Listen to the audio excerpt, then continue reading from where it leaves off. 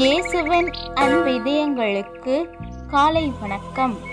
இந்த நாள் உங்களுக்கு ஆசீர்வாதமாக அமைய வாழ்த்துக்கள்.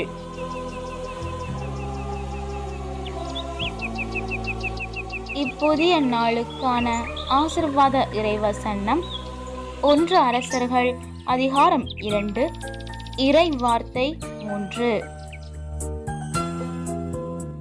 மோசேயின் சட்ட நூலில் எழுதப்பட்டுள்ள கடவுளுடைய நியமங்கள், விதிமுறைகள், நீதி சட்டங்கள், ஒழுங்குமுறைகள் ஆகியவற்றை கடைப்பிடி.